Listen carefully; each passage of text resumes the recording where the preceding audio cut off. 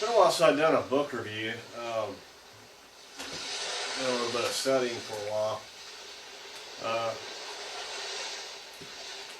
This book review will be on Shells by S. Peter Dance. And this is a pretty good sized pocketbook. It's got 500 species of shells. It's put out by Dorly, Kenderling, Incorporated in New York City. This is mainly a book. It's mainly for the collector, but I bought it because it's got good pictures of all the shells around the world, and you get 500 species of different shells. So even if you don't travel a lot and you're just in here living in North America, you can still get a good idea of what's part of the rest of the world as far as shell collecting goes if you don't do a lot of traveling. But if you do, it shows you what kind of shells and what different parts of the world that you could actually find them in. So if you went to South America and you hit the beach, it tells you what part of the ocean, what kind of shells you would probably find out there. But you have to go out there when the tide is right to be able to pick them up. And that's usually early in the morning, about 5 o'clock, is before the sun comes up or after the sun comes up. So it's usually early morning. So a lot of people don't like to get up at that time when they're on vacation, so they don't really get into shell collecting. It's only for the shell enthusiast that will buy these kind of books.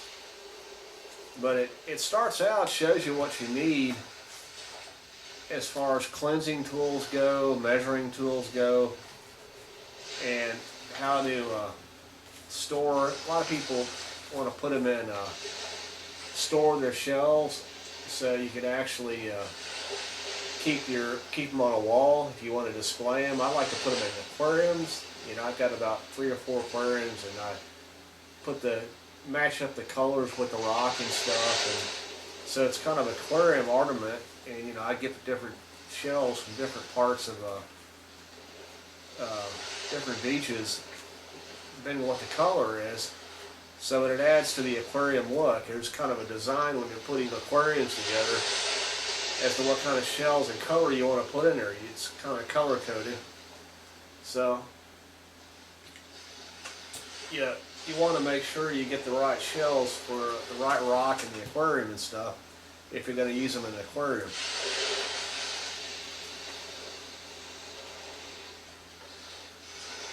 But it's also part of my research and design.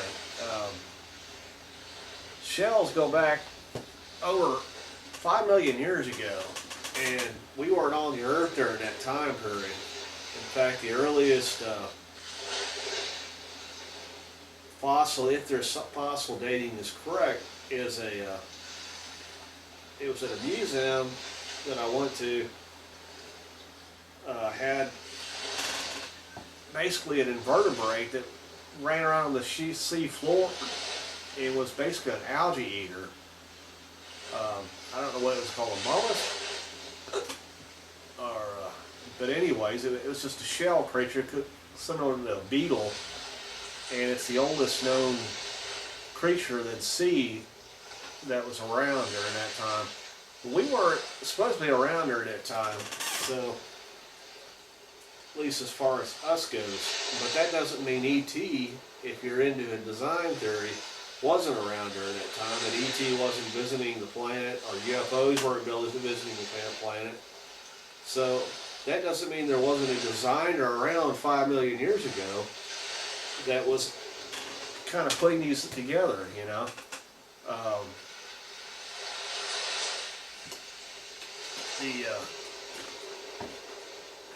all these shells show design when you put clue together, and some of these shells are designs of 5 million years ago. So you're looking from a artist's perspective and design, and you're even though I can't prove E.T. was around during that time, but from the perspective of a designer and an artist, I'm looking for clues as to who the designer might have been.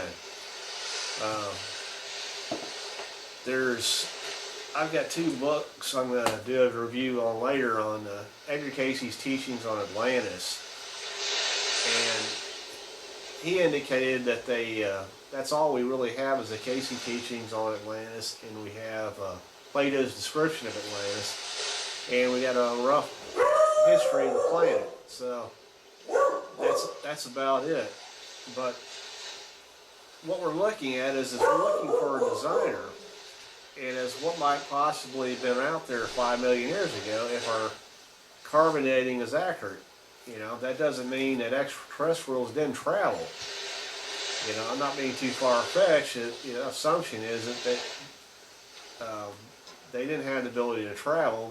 Something could show up in helping design this stuff. You know, it's like putting an aquarium together. Well, extraterrestrials, they have the technology, they can put a planet together. And it's just like art. You want to put a little bit of this and you want to put a little bit of that together. And it's all that planet Earth is a gigantic aquarium. It operates on the same principle. And you're putting a little bit of this together. You're putting plants and stuff that you want to be out there. You design them. The Cayce teachings would indicate that the Atlanteans had advanced genetical engineering so they could actually create them. We don't have any proof of that other than what we're discovering recently in science. They have the ability to reprogram DNA up to a certain point. That's on my playlist. So the evidence for intelligent design is growing. You know, it's not something I'm creating. It's just scientific research and evidence is as time goes on, is giving us more clue as to what our origins are and as to what where we came from. So you know, 5 million years ago, all you got to go by is shells. You know, what was that life back there? Life like back then, and who was a designer? You know, and you go through these shells and stuff.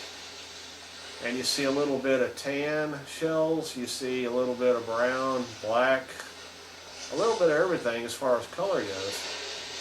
And that doesn't mean necessarily the designer was those races, but if the ET has advanced genetical engineering, it might give you a clue that might have been who was out there during that time. There's also white shells, so you know. That doesn't mean ET doesn't kind of look like us, you know. There's also like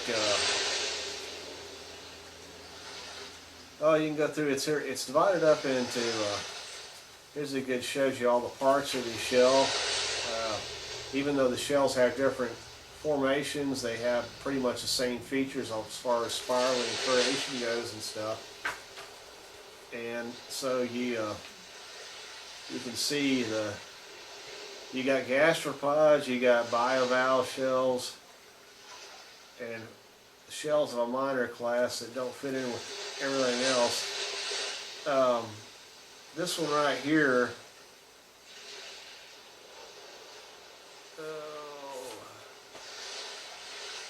Cephalopods. There's a whole book on now, and I have not got the book yet. I don't know what it's called, the Chambered Nautilus. It's on the front cover also, and I don't have the book yet. It's one I intend to get, but there's a whole book devoted to this specific shell and creature, and it goes back over 5 million years ago too. And it wasn't just dinosaurs that are around there in that time. There are creatures that survived the earthquake. Survived the meteor hit. The meteor wiped out photosynthesis for 2 years, which is enough to kill most of the dinosaurs. And but it didn't kill all the sea life. And mollusks and shellfish and stuff were still able to survive. Alligators were also were around during the dinosaur times. They were basically eating dead carcasses and stuff, and somehow they were able to survive too. So not everything died during the meteor strike. There's a lot of stuff that did survive. So, you know, but there's a lot of neat. If you're a collector, there's a lot of good pictures in here. These are all. This one, it's just like a pocketbook, and you can fit it in a backpack. It's designed to fit in a backpack. So you're getting 500 species of shells that are, you know, different parts of the world and stuff. So it's great for making necklaces and stuff. A lot of these are really, you know, I like to. You can buy them in the stores, but what I discovered is, and if you've been out to the beaches and stuff, not all those shells are native. So, you know, you go out to a beach and, well, I'm not going to do any shell collecting out there. I'm just going to go to the souvenir store and buy me a couple of shells. Well, that may not be native species. They're basically just wanting to sell you shells that they can market and they know they can sell. But if you want a native shell, which is what this book would show you, you're not necessarily going to get it out there at the store, because they're marketing shells that they sell. You know, they have a pretty good chance of, you know, selling pretty fast in high volume. So that's the ones they pick out. They're not necessarily native species, which is like two different types of collectors out there. So, you know, you have to take into that account when you go to a beach, is that the native species of shell may not be out there, as far as you may have to go search for it. But usually the best time to go shells is right at about 5 o'clock in the morning, and just after the tide has shifted. And you're not going to get a whole lot, but you're going to get some. You'll have problems with getting shells that are perfectly intact. Some will be broken. You know, it depends on whether there's been a storm or something as to what kind of shape the shells are going to be in. Sometimes after storms are some of the best times to go you know, search the beaches. Like there was a recent hurricane down in that hit Houston recently, but as soon as that goes back out and stuff, you might find some pretty neat stuff. You know, you might find some stuff from shipwrecks. You might find, you know, whatever. You know, and but you can find a lot of shells and stuff out there. But normally that were out there in the deep ocean that the hurricane swooped in, and so you might find species of shells and stuff that normally aren't out there. So, you know, after hurricanes is a good time to, or a storm, if you're happen to be out there. If you live coast to coast, a lot of the locals already know that, and that's what they're looking for after the storm is over with. But if you hadn't been out there on vacation and you didn't watch the weather, you just wait till the storm ends, and there's still a good chance that you're going to get some pretty good, you know, get a pretty good collection of shells. So, but what I was mainly looking at is interested in the design. You know, here's a South African turban. You get a kind of a real colorish, kind of like a saucer, kind of like, like we've seen UFO pictures and stuff, and you get these bright silver kind of looks. So, you know, some of these shells may be a product of a craft that came in and stuff, and the extraterrestrial was kind of giving a clue as to what they were flying around in, you know. But, yeah, it's one of the clues in design. You can see here, yeah, it's like a real bright silver, you know. And nobody in science can really explain why you get all these colors and stuff, you know, other than it's camouflage. When they're on the bottom of the, when they're on the ocean bottom, they get some camouflage from these, but these are really intricate type design. So I like these real bright tan ones, you know, which is mostly the color of the sand on the beach, but some sand is white sand, so you can say, well, yeah, that gives it better, you get better camouflage. If you're on white beach, naturally the mollusks are gonna want, or the snails are gonna want to have a white shell because it's better camouflage and stuff. So here again, you're talking design, where you have a white sand beach and you want white shells. So here again, it's good design because it's good camouflage. It's a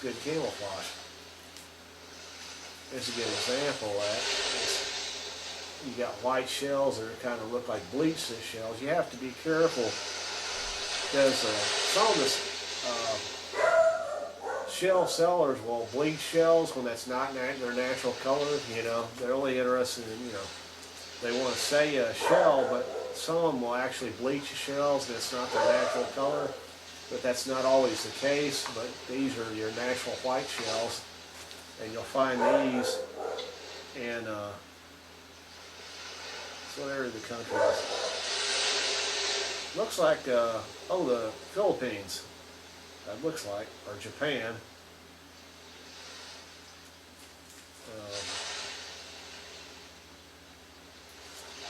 Looks like,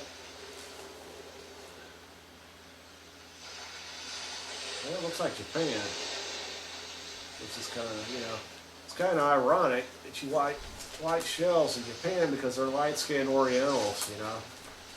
So nobody's ever figured that out either as to why, you know, the rest of the Orient are darker skin, and then you got these light-skinned Orientals, and here's you got white shells.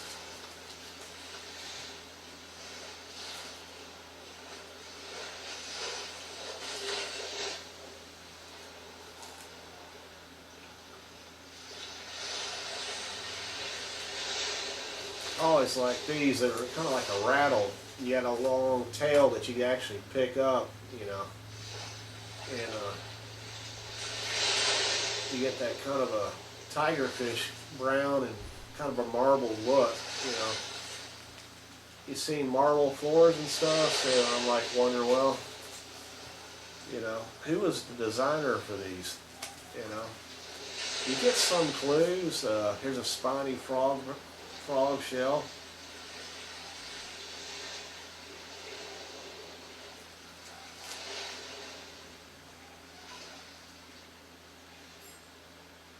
Some of these shells, you know, just kind of a brownish color. So, you know, they're not really spectacular as far as color goes. Those are really kind of dirtyish brown. You know, this one's got hair on it. You know, this one's got but then you get into more spectacular, kind of a brownish reddish colors.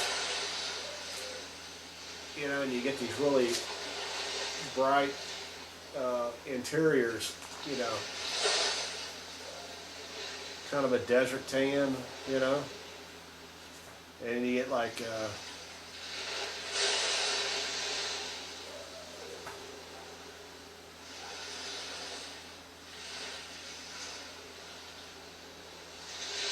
there's a tiger cowrie. These are got spotted, you know. These are good little decorator. You'll see a lot of these on necklaces. Yeah, people like to, you just drill the holes in the side and you put them around a necklace. You know, you'll see quite a few of the tiger cowries in necklaces. Conch shells are,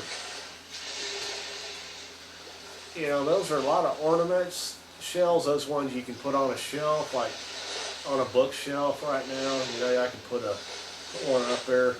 They're real big, and kids like to put them up against the ear and listen to their blood flowing through their ears. But it's a really big shell, and they look really nice up on. People like to put them in terrariums or whatever. So.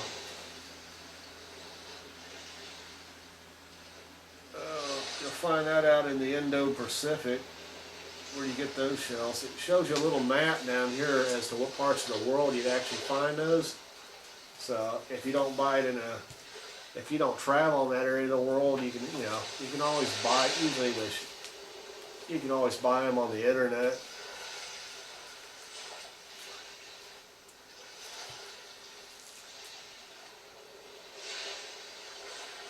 Here's a sunburst carrier. Here again we have design, it kind of looks like a star or a sun. So, the designer of this shell is kind of showing you, well, I'm also the designer of the star. It gives you clues as to who the possible creator of that shell could be.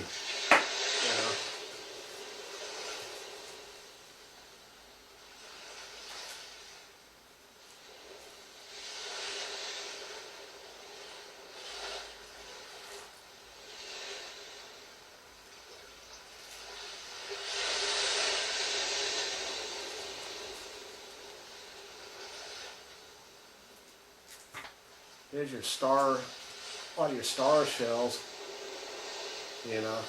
they look more like stars than anything else. And you wonder, the ancient designer of these shells is kind of leaving you clues as to who the creator was of those shells.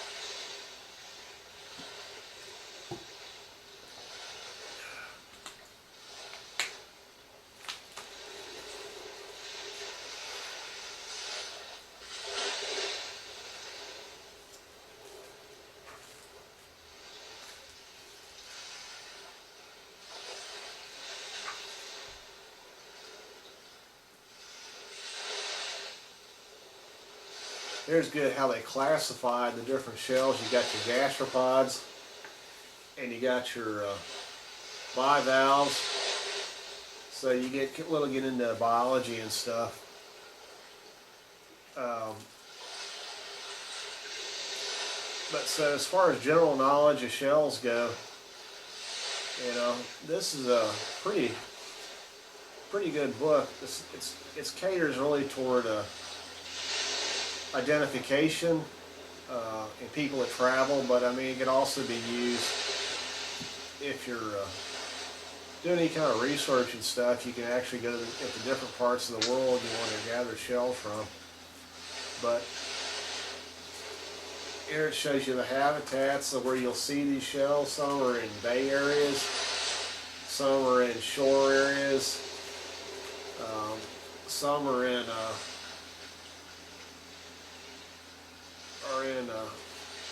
here you can find it in kind of on the tops of coral reefs. The Great Barrier Reef is a good place where you see that kind of formation.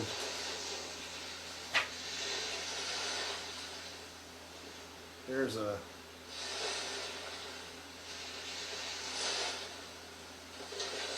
here's where all what they divide up the shores of North America and Russia and Siberia and stuff, and the different parts of the world that you're going to find these different shells of. So it's all divided up into the different areas of the world you'd actually find those in. So this probably isn't the biggest book on shells, but it's pretty, it's got, if there's a book more extensively, I've bought some marine biology books and stuff, but I don't have as good of a collection as I want to. But there's probably maybe more informational books on shells if you want to get into the nitty-gritty on the habitat that the mollusks and snails and stuff live in as far as the ocean goes and stuff. Some of that data's been collected. You're talking at least the last 300 years. There was a lot of people that went out there and collected that data, and had to live on tents on a beach. They had to stow away on a boat a ship that was destined for a port someplace, so they lived kind of under harsh conditions, and they would have to hit port when they did and do their research and stuff.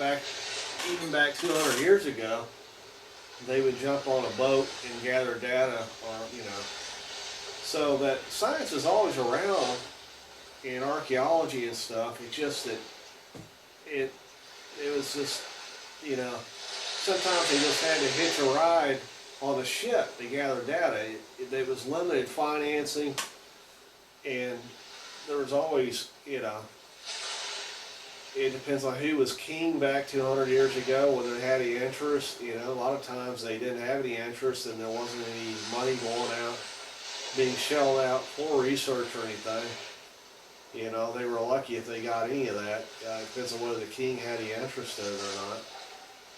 We've had, in the last 100 years, we've had, started having modern governments and stuff where they had research money and grants and stuff, where they're actually going out in a government format where they can actually,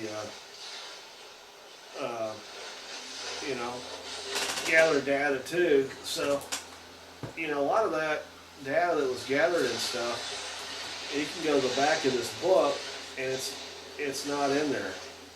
The people that did all that data collecting and stuff, I don't even know if the National Science Foundation has a list of all the names of the people and stuff that did all the data collecting and stuff in the last 200, 300 years.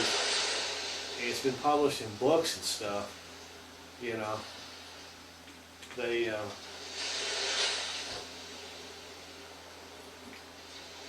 it's hard to say, but they do have a data bank that they keep, and it's very I haven't bought the book yet, but it shows you when they do research and stuff as to when they put their paperwork together, they have to set up a set program as to what they want to accomplish, and what they want, the information they need to collect is all done paperwork wise first, and then they go out to the field and actually do it and collect the data. So it's done under a process, and there is a book. I haven't got a hold of it yet, but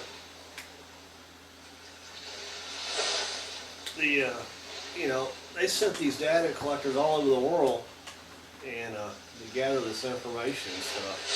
So there may be more extensive books as far as more of the habitat and stuff goes on these gastropods and stuff. So as to what they eat and stuff, it's very tedious work. You have to get out on your knees, or you're in a scuba gear, or you're in a snorkel, and you have to watch the habitats and stuff. And a lot of times you're just living in a tent. So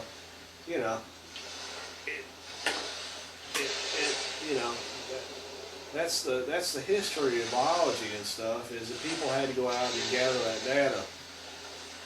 So a lot of those people that did gather that data and stuff, there's no you don't have any records other than the data. A lot of these just will never know they even existed. But when we're looking at design and stuff, all these from an artistic perspective indicate design of one form or another. So when I'm an artist and stuff, and I'm sitting in front of an easel and I'm creating art and stuff, the only argument against that is, it's not necessarily, am I going to put myself into the design. I'm only looking for what looks good and stuff like that, so that may not necessarily always be the story. But it depends on what kind of extraterrestrial would be out there during that time. Now, if you're me, and I was out there 5 million years ago, and I know that eventually there's going to be human beings that are going to exist on a planet I would leave clues, you know, like these star, the ones that look like stars are obviously a clue. You know, it's a clue that was left there 5 million years ago, and ET is giving you a clue, knowing that somebody's going to, you know, down the road is going to, they're going to habitat the planet, and you're getting a clue that the designer of stars is also the designer of the shell. So you get kind of a clue, and you know, but other people would, extraterrestrials would be out there just from an artist perspective, and they would create some nice shells and stuff, and they wouldn't leave any clues around other than just what you see. So it doesn't necessarily mean that they're going to leave the clues of the designer. You know, if you've been watching some of my stuff on my playlist that I've been putting out, game making and stuff, there's people, graphic artists and stuff, people that are designing those, and they're different races. Some that are Indian, some are Chinese, some are Japanese, some are me, white, you know, white people, whatever, you know. But the looks of the spaceships and stuff don't necessarily give you any clues as to who the creator of those were. But the you know, it's not necessarily, you know. So, you know, 2,000 years from now, and you know, there's nobody living on the planet maybe, and then they get an extraterrestrial comes to this planet, and they're looking through ruins and stuff, and they see all the game making stuff that we put out. You know, is it really? And that's all they had was pictures of these spaceships and stuff that we were they put together in gaming and stuff. If that's all they had, it would give you some clues as to who the designers were. They know we walked upright, but may not give you any clues as to what race they were or how, you know. There's a, not necessarily, you know, but there are some stuff that was put out there that do give you clues as to who the possible designer would be. It depends on the extraterrestrials, you know. There's not, you know, there's evidence that the Earth has been visited to some extent. We have UFOs flying around all the time and stuff, but those may only be reconnaissance craft. They may come in there, test the water. They may take some samples of shells and stuff. They may pick some shells up and take off and go back to their homeworld. You know, it's like the Voyager 1 or spacecraft we sent out to Mars. They scoop up data, soil, bring it in, do some scientific testing, and then they send the data back to where we're at. So that doesn't mean that wasn't out there, you know. They're just checking to see how the planet's doing, what's going on, you know, checking how the biosphere is going on, and getting information. So, but that doesn't mean they don't send extraterrestrials out there once in a while to create these, you know. 5 million years ago, well, you don't know what was out there during that time. All you got is the shells, you know. So, if you're looking for clue, you have to study the shells, because sometimes the art will give you clues as who the designer was, you know. You have to get out of natural selection, because you're looking at, you know, you're trying to forecast back 5 million years ago as to what might possibly have been arriving out there, you know. Well, that does it for this book review.